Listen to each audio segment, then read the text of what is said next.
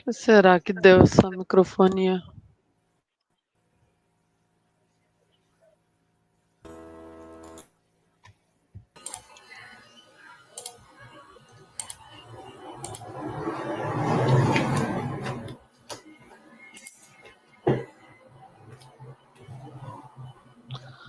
Bom dia a todos.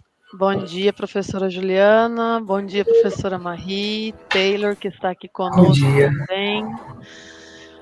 Bom dia a todos. Vamos aguardar alguns minutinhos só para o pessoal entrar e nós já iniciamos, tá? Ok.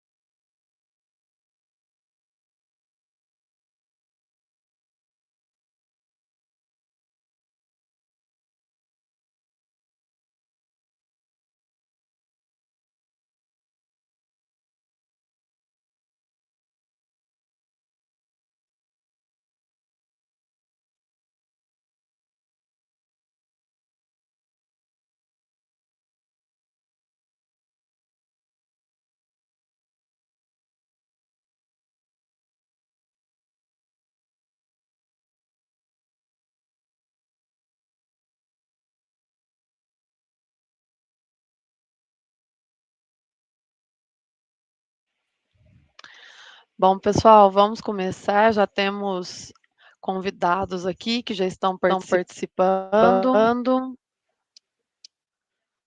Vocês estão me ouvindo bem? Ju, Taylor, tudo certinho Sim. por aqui? Por aqui tudo certo. Maravilha. Bom, pessoal, então queria iniciar, na verdade, me apresentando. Meu nome é Ana Carolina, eu sou coordenadora geral de graduação aqui no Anchieta. Queria apresentar meus companheiros de hoje aqui em relação à abertura da nossa querida Semana de Responsabilidade Social, a professora Juliana, que é advogada, é mestre em Direito Político e Econômico pela Universidade Presbiteriana Mackenzie, é professora universitária também e coordenadora adjunta do nosso querido curso de Direito aqui do Anchieta, acompanhando a professora Juliana, que será a nossa palestrante do dia. Nós temos como intermediadores aqui a professora Marie, que é graduada em Ciências Sociais, Sociologia, Antropologia e Ciência Política, é especialista em Marketing e Negócios e também mestre em Educação.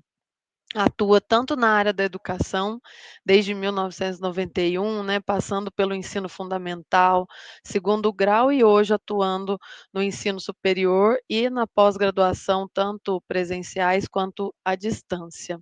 E acompanhando a Marie, nós temos o Taylor Ferreira, que está aí na turma do terceiro e quarto semestre, representando o curso de Direito nessa intermediação. Obrigada a todos, primeiramente, pela participação, viu, Ju, e por ter aceitado esse convite especial aí da nossa instituição. Queria trazer para os alunos um pouquinho da importância da Semana de Responsabilidade Social, é um pouquinho mesmo, porque são muitas ações que nós realizamos. A gente brinca que é uma semana, mas que na verdade é o ano todo, né? São 365 dias de atuação da instituição de forma social. Além das ações que nós realizamos por curso e também em nome do Unianchieta, nós temos ações que vão além, né, que atendem a comunidade interna e externa da instituição. Então, queria dar alguns exemplos para vocês, porque muitos alunos, mesmo estando aqui dentro, mesmo divulgando, ainda não estão cientes dessas ações sociais. Então, hoje nós temos aqui dentro a Clínica da Saúde, que tem aí mais ou menos, gente, uns 7.000 atendimentos por semestre. Esses atendimentos são gratuitos, tanto na área de estética, fisioterapia, nutrição, farmácia, entre outros atendimentos. Além disso, a gente tem o núcleo de práticas jurídicas, que fica no nosso campo central, atendendo as pequenas causas, também com em torno de 7.000 atendimentos. Temos o CPA, inclusive estamos finalizando o Setembro Amarelo e é importante reforçar que o Centro de Psicologia Aplicada tem um número absurdo de atendimentos por semana e vocês podem ser aí mais um aluno ou professor ou funcionário a ser atendido pelo CPA. Nós temos atendimentos, que abrangem aí diversos tipos de setores aí da psicologia. Então, aproveitem esses atendimentos. Temos também o centro veterinário, o hospital veterinário, que tem uma cobrança, mas que tem um valor que é abaixo de mercado, tá? Então, eu trago todos esses trabalhos sociais que nós realizamos para realizar a abertura, para que vocês estejam cientes do trabalho que a instituição faz com a ajuda de todos, né? Inclusive da professora Juliana que está aqui e dos alunos também representado pelo Taylor, representando aqui também os alunos que compõem a atlética, que realizam um trabalho social super importante também. Então, eu ficaria horas aqui falando de todas as ações. A semana, ela, na verdade, ela simboliza tudo isso e ela trabalha palestras com temáticas que são importantíssimas para nós, cada ano uma temática. No último ano, nós trabalhamos a memória, né, como é bom viver o futuro, mas também como é bom relembrar o passado, para que de fato a gente reconstrua ou talvez aproveite muita coisa que vem do passado. E esse ano nós temos um tema super atualizado, que é a parte digital envolvendo as nossas ações sociais. Então, aproveitem, porque é um tema atualizadíssimo, com o qual a professora Juliana começará a nossa semana. Então, eu deixo a palavra com a professora Juliana e agradeço mais uma vez, em nome da instituição, por estar aqui conosco, compartilhando os seus valiosos conhecimentos aqui com a gente, tá bom? Pessoal, uma ótima semana a todos. Bom dia a todos. Professora Carol, muito obrigada pelo convite. É sempre muito bom participar aqui de todas as atividades acadêmicas que a gente tem na nossa instituição. Me orgulho muito demais de fazer parte desse time, de conversar com os nossos alunos fora, né, do âmbito do direito, aqui como coordenadora adjunta, mas eu sempre digo que eu sou a eterna professora desses meus alunos. E eu tenho um carinho muito grande por todos eles, não só do curso de Direito, mas da nossa instituição, que hoje demonstra de forma mais efetiva, né, esse trabalho de responsabilidade social. Então, fico aí muito lisonjeada pelo convite e por fazer parte dessa semana da responsabilidade social aqui de forma ampla, né? Também quero agradecer a presença da professora Marie, que vai interagir comigo nesse tema que é tão espinhoso, mas que é necessário a gente trabalhar um pouquinho, que é a liberdade de expressão no mundo ou na era digital. E agradecendo ao Taylor, meu aluno maravilhoso, um daqueles que se sobressai, né, no curso, que nos ajuda demais na coordenação, é um dos representantes de sala mais ativo, e que sempre contribui aí para a gente poder seguir o nosso curso na uma das melhores da nossa região. Então, obrigada, viu, Taylor, por você estar dividindo comigo esse dia de hoje. E todos aqueles que estão aqui conosco, estou vendo que tem um monte de gente aqui no chat, e aí a partir de um determinado momento, se vocês quiserem fazer perguntas, o Taylor e a professora Marie vão me ajudando com relação a isso, tá bom? O que nós vamos hoje falar, né? Qual é o tema que a gente vai falar? É sobre liberdade de expressão no mundo digital, na era digital. É um dos mais espinhosos, mais recentes temas que nós estamos enfrentando aí dentro da era digital. Já era anteriormente, né, antes de a gente ter o contexto de internet, de mídias sociais, sempre a liberdade de expressão foi um ponto nevrálgico, um ponto de discussão, né, não só dentro do contexto jurídico, mas também no contexto social, até que ponto a minha liberdade de manifestação de pensamento, a minha liberdade de opinião pode ser expressada, se ela tem alguma relativização, se é um direito absoluto, né? Então, isso lá atrás já era muito discutido com relação às nossas interações sociais e também na disseminação da informação, né, com os jornais, depois com o rádio, depois com a TV, depois com a TV por streaming, né, ou o próprio streaming de suas diversas formas, e depois agora com as mídias sociais, né, com as redes sociais bem mais fortes do que os outros mecanismos de disseminação de informação, né, que esses mais antigos, vamos dizer assim, né, que começaram a poder informar a população, né? Mas aí todo mundo poderia me perguntar assim, tá bom, Juliana, mas como é que a gente consegue determinar o que é liberdade, né? Porque o primeiro ponto a gente precisa entender o que é liberdade, o que é o direito à liberdade, né? Então, qual é o conceito de liberdade? A liberdade, ela tem como uma forma, né, de a gente agir no nosso dia a dia sem que a gente sofra qualquer tipo de coação. Todas as nossas ações, elas são lícitas, em concordância aí com a ética, com os princípios legais da sociedade. Nós temos lá um dispositivo constitucional que diz que eu posso fazer tudo aquilo que a lei não proíbe, né? Então, o princípio da legalidade aqui, o princípio dessa colocação de que eu posso fazer tudo que a lei não me permite ou que a lei me proíbe, né? Então, a liberdade é sobre esse ponto de a gente se manifestar ou de a gente realizar atos dentro do nosso dia a dia, sem que haja qualquer tipo de impedimento legal. E quando a gente fala no direito sobre liberdade, a gente tem um conjunto de normas de comportamentos que são escritos ou não, né? E aí, normas escritas ou então normas positivadas no nosso seio social, né? Que não necessariamente precisam estar escrito numa determinada legislação. Eu sei o que é certo e o que é errado. Eu sei o que é moral ou imoral, né? Mas não necessariamente aquilo que é imoral é ilícito, né? Aquilo que não é adequado é proibido pela lei. A gente sabe o que podemos fazer no nosso contexto social. E aí vem o direito para poder nos regular, né? Nos colocar um certo parâmetro legal. Se eu faço determinadas ações que a lei me proíbe, então eu vou ter uma responsabilização, e essa responsabilização pode ser administrativa, pode ser penal, pode ser civil e por aí vai, né?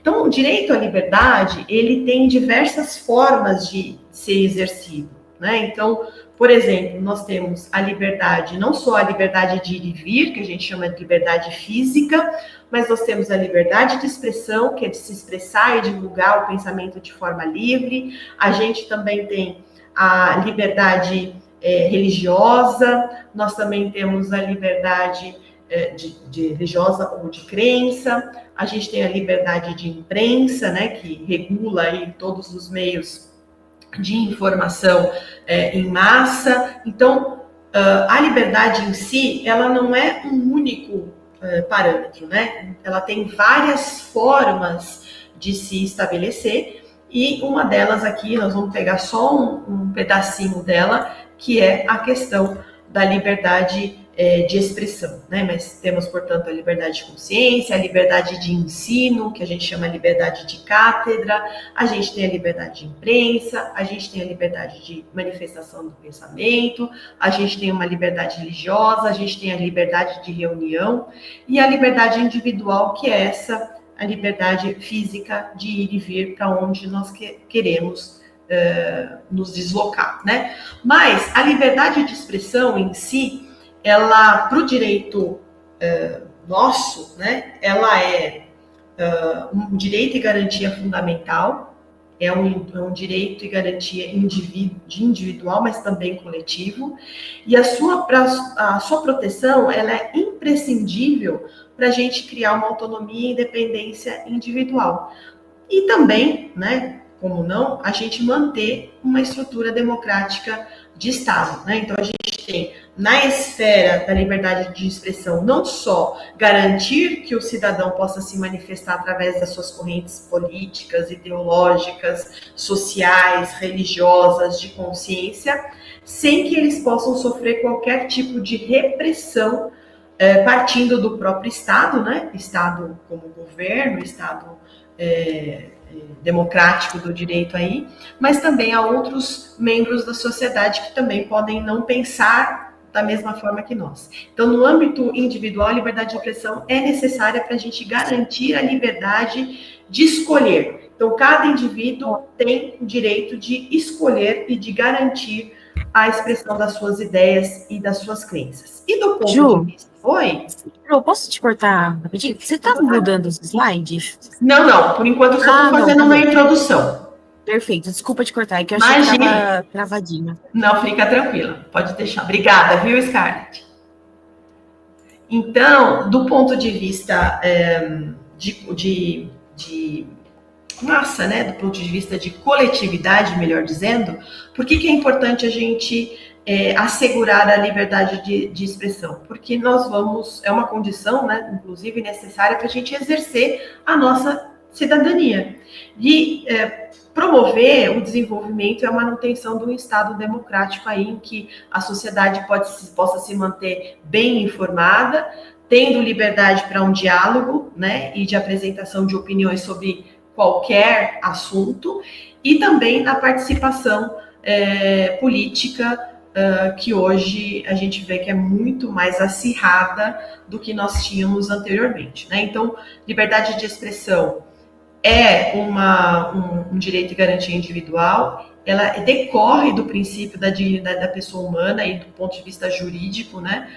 Que tem uma esfera universal, e não só aparece, né? Não só ela está indicada na Constituição Federal, e nós vamos falar um pouquinho disso nesse slide, mas também em outros dispositivos internacionais, ou seja, dispositivos ou legislações que abarcam o direito internacional e que nós trouxemos para fazer parte do nosso ordenamento jurídico brasileiro, tá bom? Então, na Constituição Federal, ela aparece lá no artigo 5º, em vários incisos, né? São 3 incisos que falam sobre a liberdade de expressão, mas a liberdade de manifestação de pensamento, nós vamos falar um pouquinho bem rápido de cada um deles, e depois nós temos um outro artigo, que é o artigo lá 220, um pouquinho mais à frente da Constituição Federal. Então, no artigo 5º, no inciso 4º, é livre a manifestação do pensamento, sendo vedado o anonimato.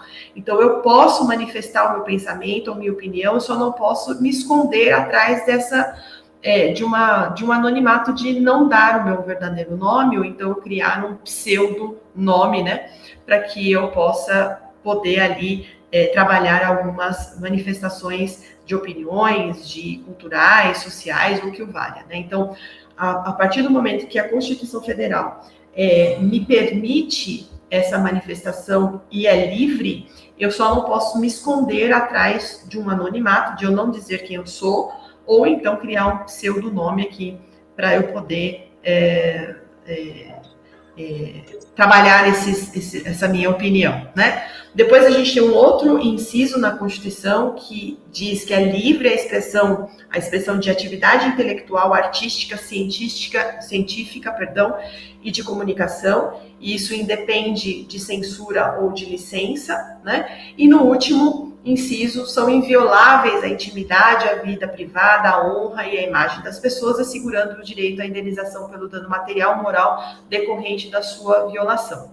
Veja, o que eu queria fazer um parêntese aqui, vou tentar não ser tão juridiquês assim, para que a gente possa trabalhar com todos os nossos alunos aí e o público externo da nossa instituição. É importante que a gente diga que a liberdade de expressão e nenhum outro direito de garantia individual previsto no artigo 5º da Constituição Federal é um direito absoluto. O direito à vida, que a vida é o bem jurídico mais importante que o ser humano, né, detém, ainda assim ele não é absoluto. Por quê? Porque eu tenho lá uma regra, né, que eu não posso tirar a vida de alguém. Porém, é possível, a lei me permite tirar a vida de alguém se eu agir em legítima defesa, né? Então veja que nem o direito à vida, que é o bem jurídico mais importante para nós, ele é um direito absoluto. Eu posso, de certa forma, e com alguns requisitos, né, e com a autorização legislativa, eu posso, assim, tirar a vida de alguém. A liberdade, como também um outro direito e garantia individual, como um outro bem jurídico tutelado pelo Estado Democrático de Direito, também assegura esse direito à liberdade de expressão, porém, não é um direito absoluto. Eu não posso dizer tudo o que eu quiser sem que eu seja responsabilizado. Então, é claro que, de uma certa forma, a Constituição assim me dá essa Constituição e a própria legislação infraconstitucional. Ela me dá essa autorização de manifestar tudo aquilo que eu entendo sobre um determinado assunto, ou opino, ou tenho essa minha manifestação de pensamento. No entanto, eu preciso ter a preocupação do que dizer, como dizer, aonde dizer, para quem dizer. Por quê? Porque senão eu posso ser responsabilizada. E responsabilizada pelo quê, Juliana? Uma vez em que eu estou praticando um ato contra a honra de uma outra pessoa, né? Da sua vida privada, por exemplo. Então, é muito importante eu dizer assim, saber, né, que eu posso usar do meu sincericídio, né, poder jogar lá nas minhas redes sociais, porque fulano de tal é uma pessoa sem conteúdo ou sem expressão política nenhuma. Ok, eu estou me manifestando do ponto de vista do direito constitucional da liberdade de expressão, mas será que eu estou sendo respeitoso? Será que aquilo eu não estou atingindo a honra, a vida privada, a intimidade daquela pessoa, né? E aí, qual é o momento que eu preciso avaliar? Se eu me colocasse no lugar dessa pessoa em que eu estou criticando, né? Que eu estou opinando sobre a sua vida, sobre a sua escolha de orientação sexual, sobre a sua escolha política, sobre a sua escolha social, sobre a sua escolha econômica. Se eu me colocasse na posição dela e recebesse uma crítica assim, será que eu me sentiria afrontado? Será que eu me sentiria diminuído? Será que eu me sentiria atingido na minha honra, nas minhas escolhas? Será que eu fui ou estou sendo de fato recebendo, né, uma pecha pejorativa? Será que isso tá me violando em algum direito? Então, se a resposta for positiva, então de fato você extrapolou a sua liberdade de expressão. Então, nós temos essas duas, esse artigo especificamente mais afrontoso, no sentido mais expresso, que na Constituição Federal, que nos dá aí a liberdade de expressão. Mas, o que eu queria também colocar para vocês? No artigo 220 da Constituição Federal, que diz lá, e aí eu vou colocar aqui, vou ver se eu consigo espelhar de novo, mas acho que agora ele não vai. Mas enfim, no artigo 220 está dizendo lá: a manifestação do pensamento, a criação, a expressão, a informação sobre qualquer forma, processo ou veículo não sofrerão qualquer restrição, observado aí o disposto nesta Constituição. Então, nenhuma lei, na verdade, ela pode conter um dispositivo em que constitua um embaraço à plena liberdade de informação. O que nós temos é uma situação em que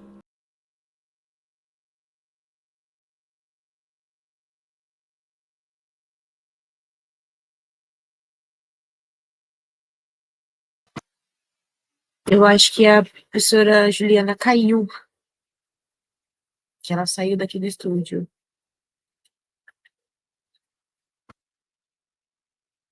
Professora Marie?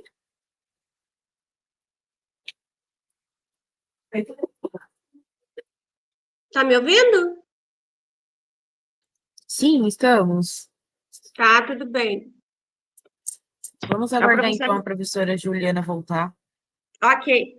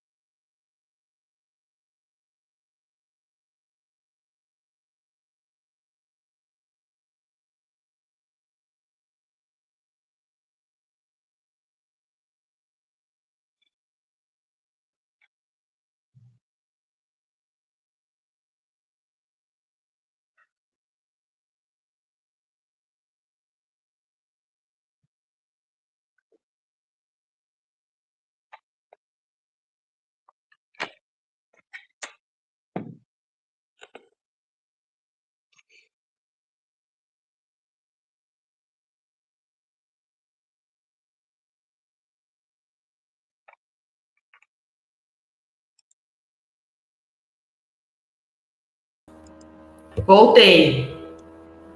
Ai, meu Voltou? Deus. Voltei, pelo amor de Deus. Ai, Jesus. Pronto. Faz parte da tecnologia. Faz parte da tecnologia. Vamos lá. E olha que eu tô com o cabo aqui ligado, não tô nem no Wi-Fi, mas tô por aqui. Vamos lá.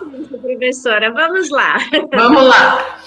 Então, como eu estava dizendo, nós temos lá o artigo 220 da Constituição, e aí sim a manifestação do pensamento, da criação, da expressão e da informação, ela está diretamente ligada à liberdade de imprensa, né? Então, a liberdade individual está lá no nosso artigo 5º, nos incisos anteriores que a gente já leu, né? Especialmente no inciso 4º, no inciso 5º e no inciso 10º, mas também aqui no artigo 220 fala e diz respeito muito mais próximo da liberdade de imprensa, né? A liberdade de comunicação social, aí a formação, a liberdade de informação jornalística.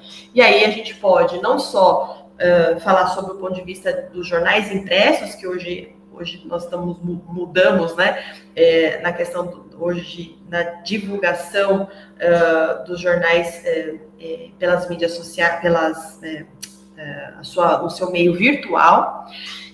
Nós temos a questão do rádio, né, que ainda prevalece e predomina em algumas regiões que a internet não é muito boa, né, especialmente, por exemplo, nas questões mais agrícolas, né, nos rincões que a gente tem no país das dimensões do Brasil, que é continental, e hoje nos streamings e também nas redes sociais, que muitas das empresas jornalísticas já adotam pequenas pílulas de informação nas suas redes sociais, Instagram, Facebook, Twitter, o antigo Twitter, que agora é o X, e por aí vai, né?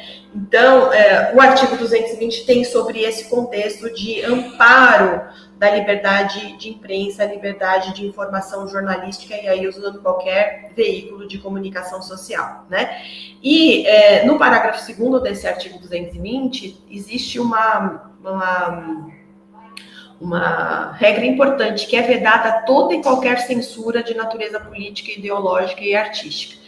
Então, do ponto de vista de liberdade de manifestação de pensamento, liberdade de opinião, liberdade de expressão, a Constituição hoje tem nos dado amparo não só para a manifestação desses pensamentos, de opiniões do ponto de vista individual, mas também do ponto de vista de massa.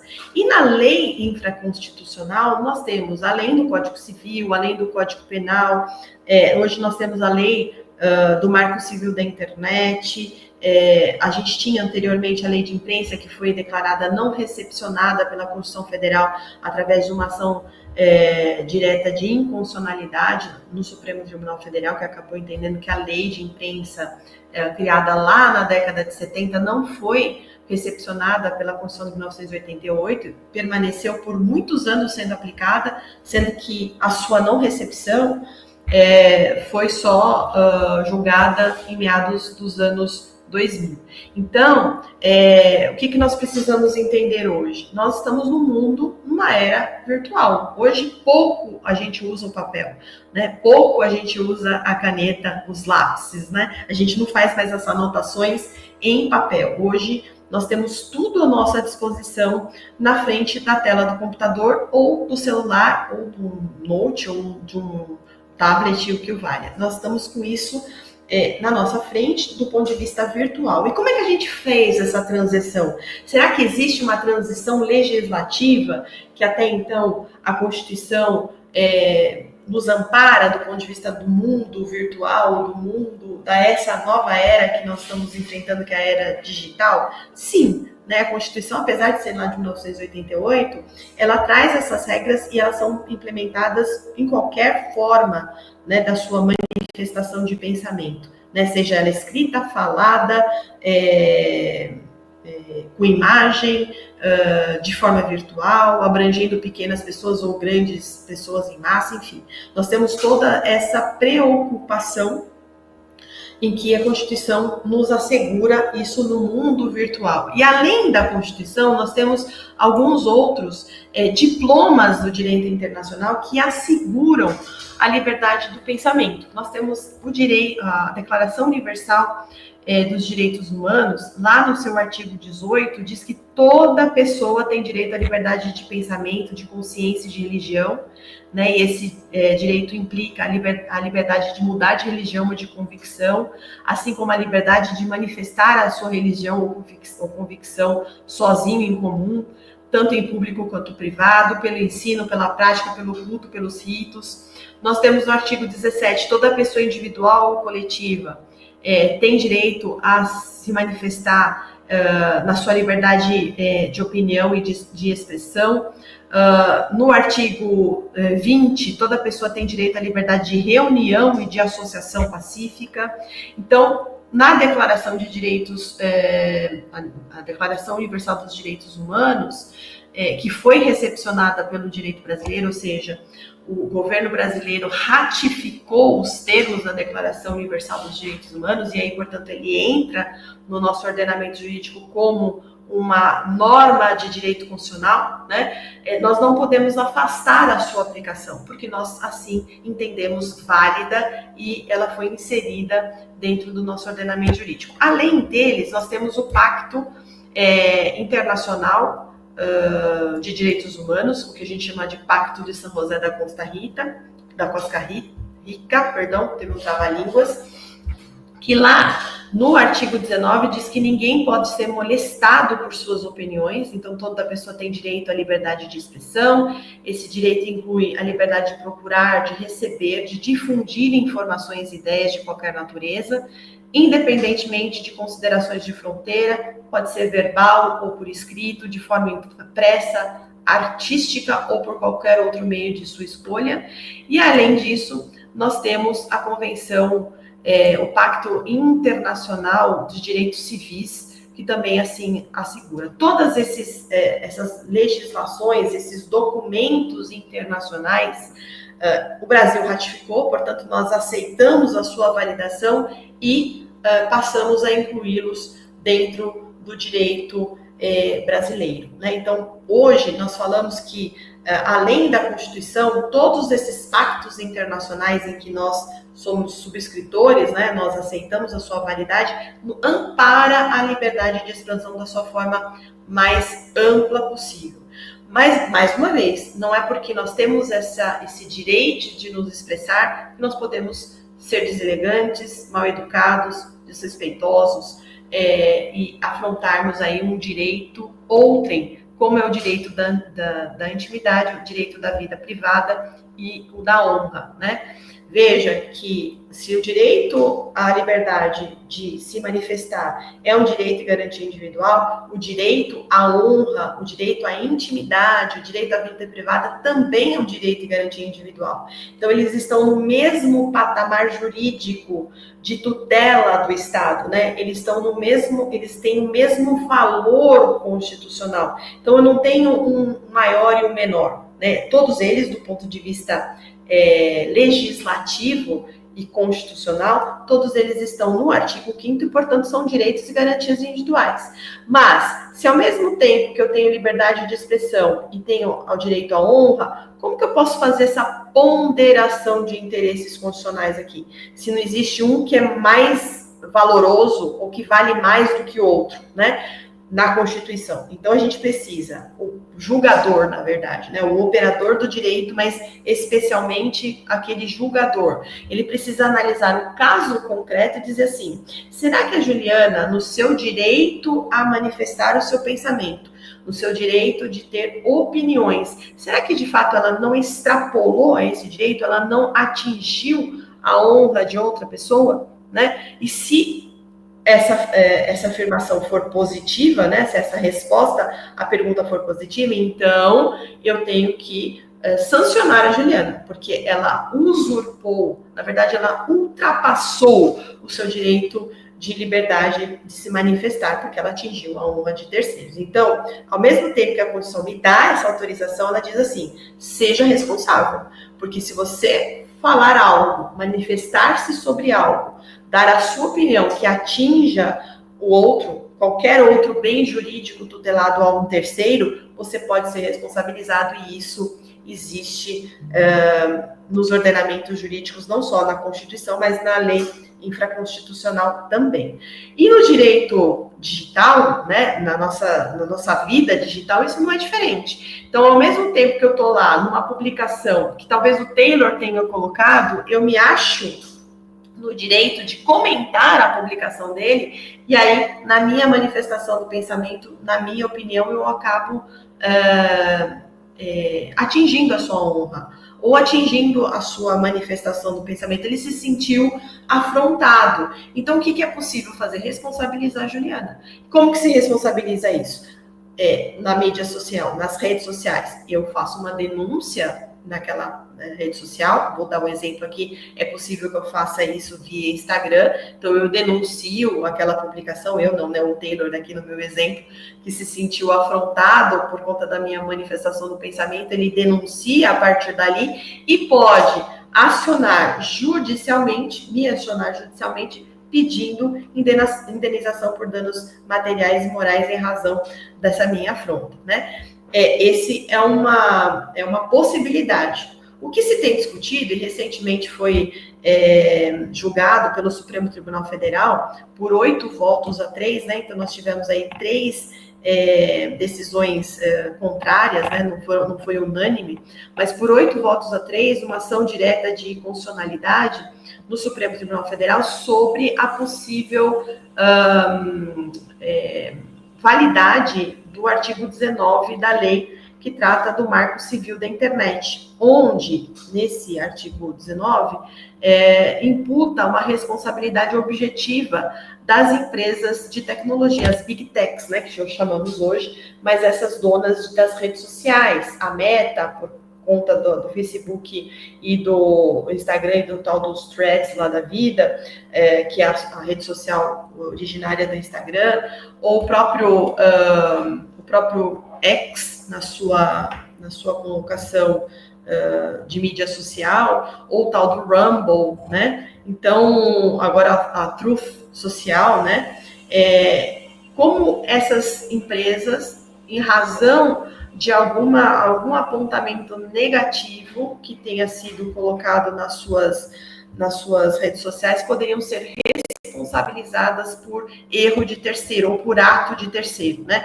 Se eu estou registrada no Instagram com uma conta particular minha e acabo comentando um post de um terceiro, hoje, né, a partir da decisão do Supremo Tribunal Federal, automaticamente eu, Juliana, a pessoa que recebeu um comentário meu na rede social, não só ela pode me acionar, como acionar a empresa Big Techs, e há aqui uma responsabilidade objetiva dessas empresas. Qual é? Eu não preciso nem provar a culpa delas, no sentido de não ter retirado a minha publicação, ter derrubado a minha conta, enfim. Há uma responsabilização automática dessa Big Tech em razão daquilo que eu postei, né?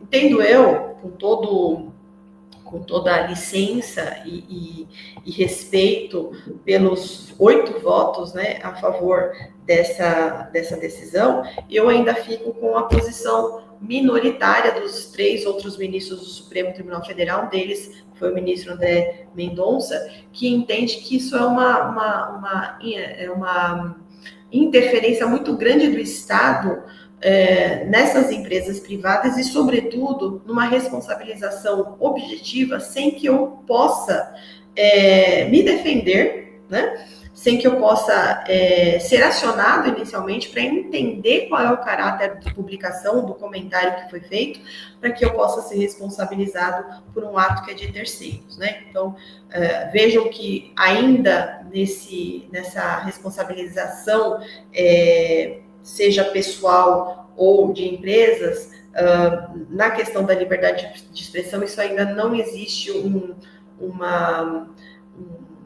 entendimento que seja unânime, né? A gente está vendo aí que 8-3 em um julgamento tão expressivo, mas ainda assim os juristas, né, que comentam essas decisões, e são estudiosos da liberdade de expressão, são estudiosos da era digital, não tiveram, não conseguiram se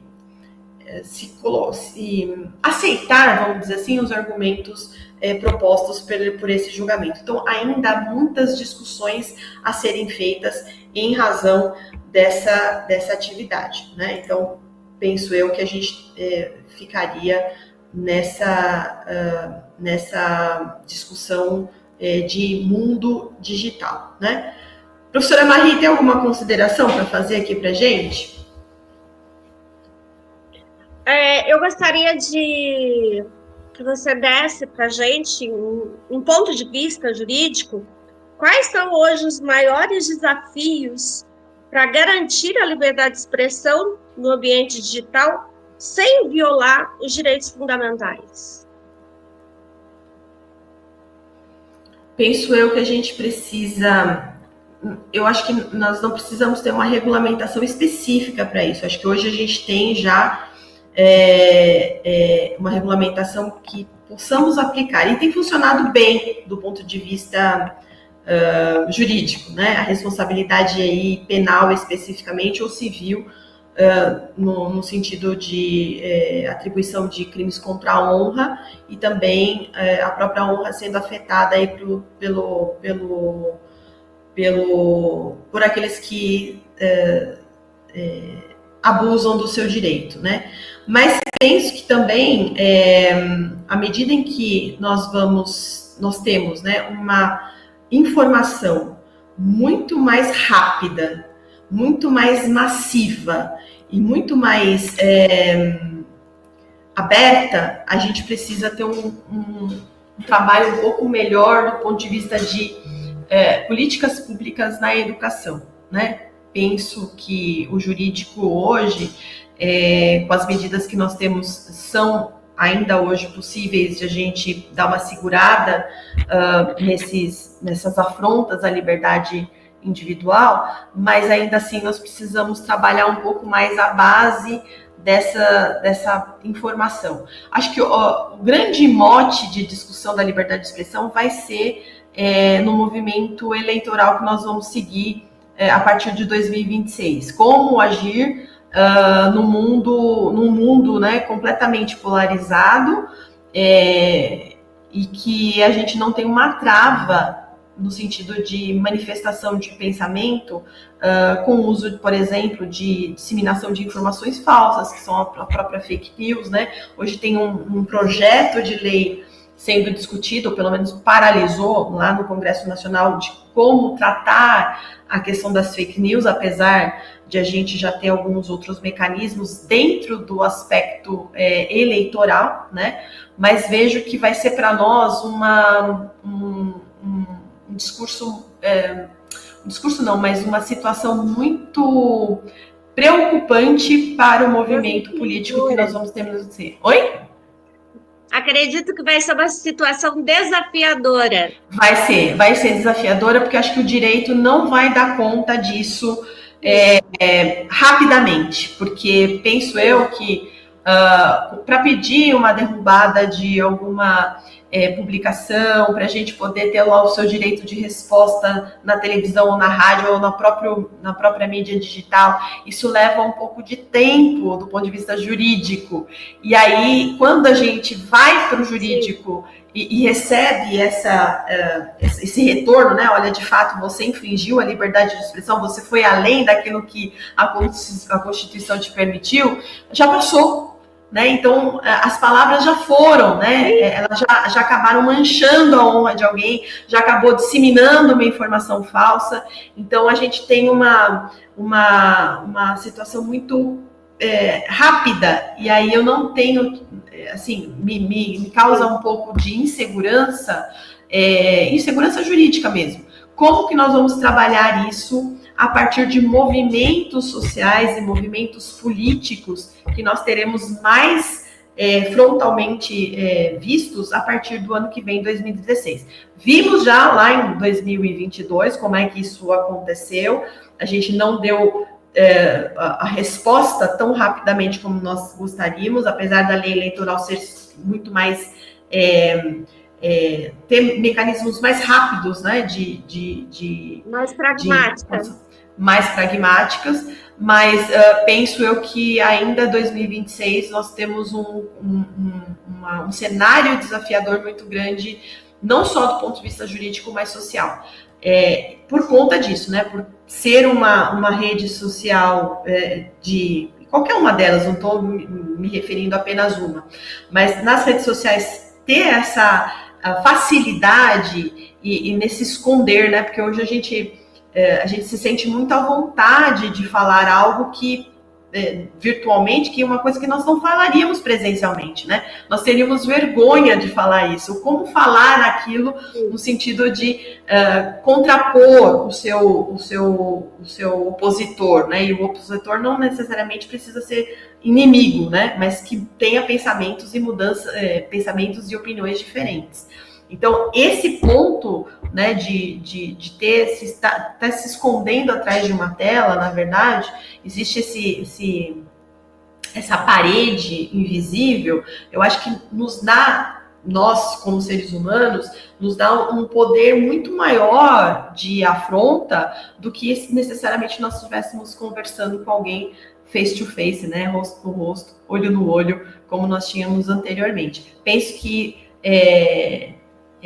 o discurso de ódio, né? O discurso de ódio, a própria fake news, nós vamos ter um contexto muito mais desafiador do ponto de vista do cenário jurídico em si. Se você me perguntasse assim, você é a favor da regulamentação das redes sociais, das mídias digitais, eu não teria uma resposta para te dizer agora. Você que ia fazer uma ponderação? Eu concordo com você. Eu concordo com você quando você diz que a justiça, nesse aspecto, ela é morosa para tomar uma atitude tão rápida quanto se pede, quando se coloca essas expressões indevidas, né, dentro das redes sociais. Ainda não criamos mecanismos para resolver isso, então por isso eu acredito que vai ser um desafio imenso em 2026 com as eleições, e as pessoas acreditarem que liberdade de expressão significa eu dizer qualquer coisa para qualquer um em qualquer momento, né? Liberdade não significa isso, né? Liberdade, ela eu tenho a liberdade até que eu não atinja o direito do outro, né? Então, as pessoas precisam ter um esclarecimento maior. E eu sempre acreditei que a educação é o caminho para isso, né? Nós temos tecnologias, porém, essas tecnologias não nos deram um conhecimento devido de como atuar dentro dessas tecnologias. Por isso que é muito bem-vinda a sua fala, porque os nossos universitários, eles são expressão do conhecimento dentro da nossa comunidade. Então, a partir do momento que a gente traz essa sua fala, esclarecendo o que é permissível, né, para que ele não caiba aí dentro de um processo devido a algo que falou, sem saber das consequências, então isso é muito esclarecedor e é isso que nós precisamos, trazer essa fala para os nossos alunos para que eles possam também levar esse conhecimento adiante, né? Eu vejo muito a educação como esse processo. Nós trazemos para a universidade esse esclarecimento e os nossos alunos continuam a esclarecer os seus pares, a sua família, a partir não só da rede social, mas lá dentro da sua casa, dentro do seu relacionamento. Então, a educação, para mim, é um caminho que a gente consiga esclarecer para que essas pessoas não se envolvam aí, né, em falas que não cabem dentro da sua vida e não cabem dentro das redes sociais. Eu gosto muito de um pensamento de Freud, que ele diz que quando nós estamos na multidão, nós acabamos perdendo, né, a nossa responsabilidade por aquilo que nós estamos fazendo. E isso que para Freud nem existia a internet. Imagine se tivesse, né, para ele compreender como a gente perde não só a nossa responsabilidade pessoal, como acabamos aí assumindo determinadas posturas e imagens que assustaria aqueles nossos pares que vivem conosco e conhecem os nossos valores. Porque há uma perca desses valores, muitas das vezes, quando esses indivíduos têm o poder da tecnologia em suas mãos. É isso. E, na verdade, professora, eu acho que é muito mais do que uma educação, é uma alfabetização, letramento digital mesmo, né? Que hoje as nossas crianças, elas já nascem com o tablet na mão, né? Ou com os celulares dos pais, na verdade, né? E aí aquilo passa, aquele mundo digital passa a ser a sua vivência, aquilo que nós tínhamos anteriormente sendo papel, né? As brincadeiras físicas. Hoje a gente está no mundo que eles brincam digitalmente, fazem lá os seus joguinhos online. Então passa não só na universidade, mas também num ponto muito penso eu, bem antes disso, que é na alfabetização e no letramento digital, em que nós, pais, né, nós, família, precisamos dar esse primeiro passo em casa, né?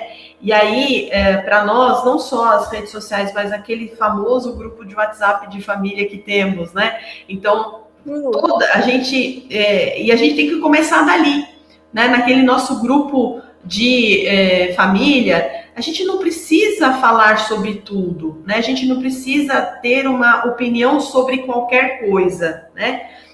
Mas se tivermos, vamos falar de uma forma que seja respeitosa. Pode ser até engraçado, mas será que a pessoa está preparada para receber uma mensagem engraçada sobre um determinado ponto, né? Isso me chamou a atenção no meu grupo de família na semana passada, em que a gente disse lá, em determinado momento, nós vamos domingo passar um dia fazendo as visitas nas vinícolas de São Roque. Aí veio um membro da minha família e colocou uma figura de um meme, na verdade, né? De alguém que estava completamente embriagado, como dizer assim, então vocês vão nas vinícolas de São Roque para vocês poderem sair embriagados de lá.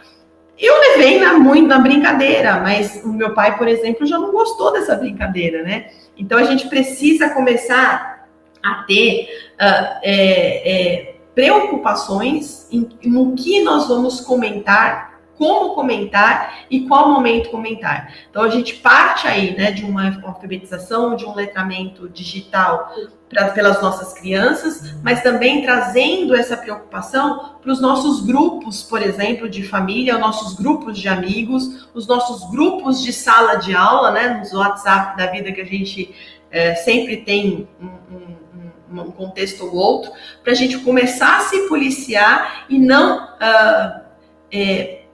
exceder no nosso direito de liberdade de expressão, né? De manifestação de pensamento. E não só na verbalização, ou não só na escrita, né? Mas hoje as imagens dizem muita coisa. Então, os memes, os emotions da vida, né? Aquilo diz muito hoje em dia. E aí, podendo ser responsabilizado criminalmente e ficar manchado, né? Na sua vida social, como indivíduo, em razão de uma situação que poderia ter sido evitada, né? Penso eu, né? Com certeza. E aí, Taylor? Professora, isso é importante. Temos alguma pergunta no chat? Que você queira fazer alguma pergunta para mim, para a professora Marim? Professora, no chat nós não temos nada por enquanto, mas a minha pergunta, primeiramente queria agradecer a oportunidade de estar aqui, pelo convite, a professora Marie também, a professora Carol também, e a minha questão o Brasil, ele é pioneiro, né, na questão da regulação da internet, inclusive internacionalmente reconhecido como isso, e o Marco Civil da Internet também é conhecido comumente como a Constituição Digital, né?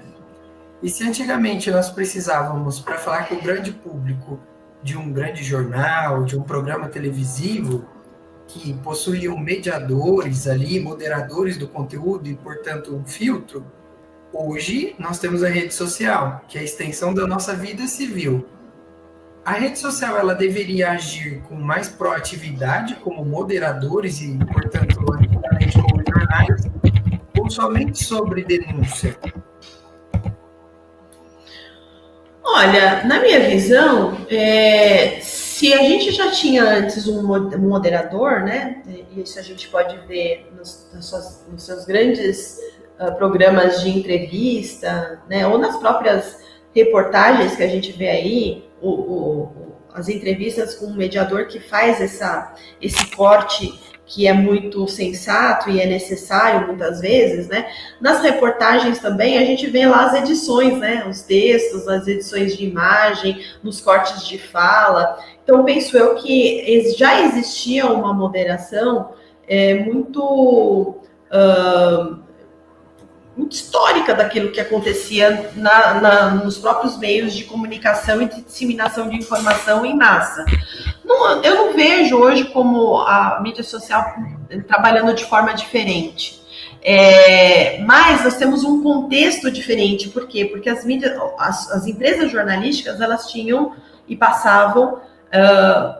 é uma empresa no sentido de várias pessoas e hierarquias com funções e atribuições que estão delimitadas e criadas dentro de um estatuto da sua própria constituição como empresa.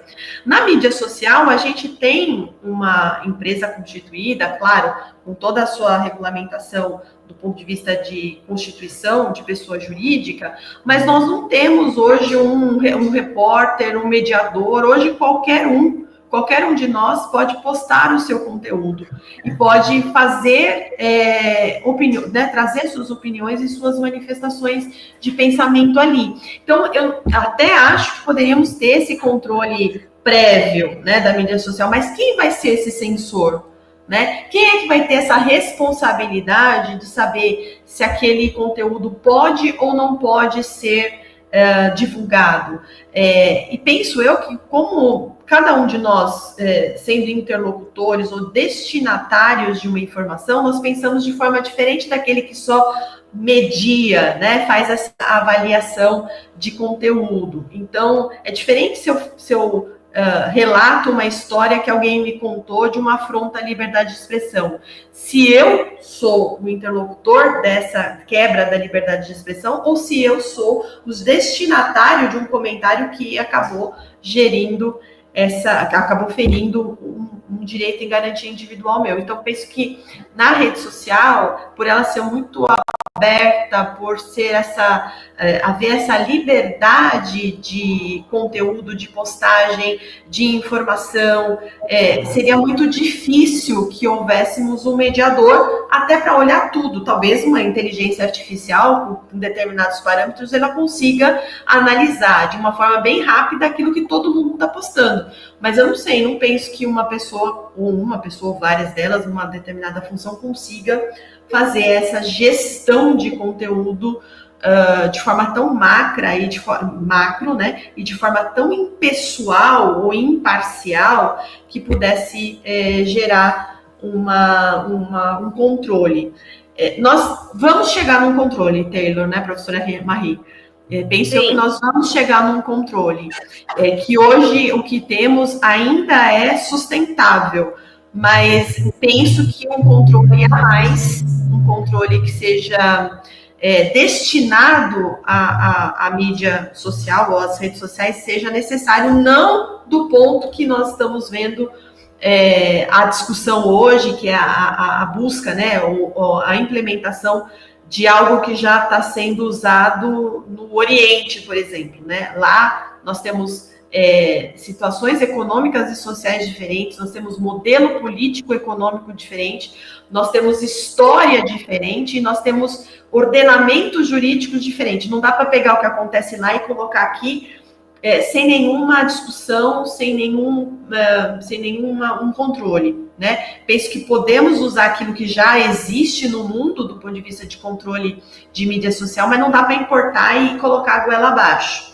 Sim. Isso parte muito de uma discussão com sociedade, né? Discussão com os nossos representantes, mas discussão com sociedade. Então, aquilo que fizemos lá com o Estatuto do Desarmamento, naquele plebiscito, né? Se queríamos ou não queríamos que a arma de fogo fosse proibida ou permitida, acho que essa discussão sobre regulamentação de mídia social, talvez não por esse processo, né, por esse instrumento jurídico, mas a discussão com a sociedade precisa haver, e ela precisa vir sem qualquer interferência sobre um ponto ou em favor de um e em detrimento do outro. Ela precisa ser feita de uma forma mais ampla e imparcial possível. Não sei se a gente conseguiria com esses dois termos aí, né? Mas penso que a gente precisa fazer esse debate com sociedade e não ficar mantido apenas nos grupos políticos que nos representam como sociedade, né? Mas a gente precisa ouvir como cidadãos mesmo. Penso que haverá uma regulamentação, mas ela não pode vir como querem fazer, no sentido de enfiar a goela abaixo modelos que já existem em outros países. Eu acho que é uma via de mão dupla, né? Se a regulação estatal ela é muito branda, ela permite danos irreversíveis, mas também se ela é muito rígida, ela acaba sendo uma ferramenta de censura do governo e baseado nos seus ideais políticos e ideológicos, né? Mas eu acho que a questão central da discussão é entender se é um veículo de mídia e, portanto, Sim. Nos jornais de antigamente, né? Sim. Ou se é simplesmente uma empresa privada que estende a vida civil da pessoa. E aí, portanto, não sabemos qual é a regulação necessária, né? É isso. Mas a mesmo que seja uma empresa jornalística, haverá comentários, ou na verdade teremos lá comentários de indivíduos que pensam de forma diferentes, né? Então, será que essa empresa vai ser responsável por aquilo que a Juliana postou? Né? Exato. Então, eu penso que é uma situação bem difícil de lidar. Não é uma receita de bolo que a gente consiga realizar sem que a gente faça determinados ajustes.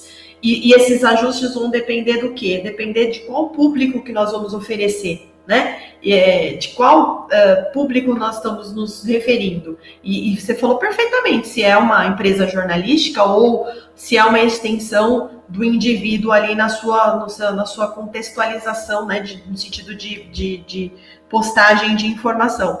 Mas ainda assim, se naquela empresa jornalística, ou aquela que detém, né, o processo de concessão de radiodifusão e de mídia social, se ela pode ser responsabilizada pelo ato de uma liberdade individual de um ser humano cidadão comum, né? Então, vai ser uma linha muito tênue, né? E é aquilo, vai depender se eu tenho um espectro ideológico X ou um espectro ideológico Y, na medida em que nós estamos sendo envolvidos nessa discussão. O problema é que a lei não tem partido, né? A lei não tem lado, na verdade. E a alteração da legislação, seja para um lado ou para o outro, ela demora muito. E tem processos, trâmites, né, de sua criação que não são simples. E aí, portanto, a gente pode aí ficar preso ou num estado muito leniente ou num estado muito censor, em que a gente não consiga sair dele, né, por conta dessa tramitação de criação de norma legal, de norma jurídica muito fechada, muito trabalhosa, né, do ponto de vista de estrutura legislativa. Então, é uma discussão que não vai ser muito fácil de a gente finalizar rapidamente, né? É isso. Precisamos aí de várias instituições da sociedade civil para discutir essa problemática, né? Para justamente criarmos as leis, e não as leis serem criadas e nós simplesmente executar, né? Eu acho que essa reivindicação, né, da sociedade civil estar discutindo questões que fazem parte aí do sistema jurídico se faz necessário. Muito bem. É isso. Finalizados? Scarlett, podemos finalizar? Sim, podemos finalizar. Eu disponibilizei agora no chat, né, o link para confirmação de presença. Ele vai ficar aberto até por 10 minutinhos, então até as 10h50. Então, eu peço que os alunos cliquem no link e preencham dentro do prazo para confirmar a presença e contabilizar as horas. Beleza, então. Obrigada, Scarlett. Eu que agradeço. Obrigada, professora Marie. Foi muito bom estar aqui com você, viu? Eu que agradeço, professora. Muito obrigada por estar aqui e participar de uma conversa tão contributiva com a nossa existência, tão necessária. Obrigada, viu, Taylor? Obrigado, professora. Obrigada, Taylor. Beijo para vocês. Excelente dia, viu? Boa semana da responsabilidade social para todos nós. Que assim seja. Amém. Muito obrigada. Tchau, tchau. Tchau.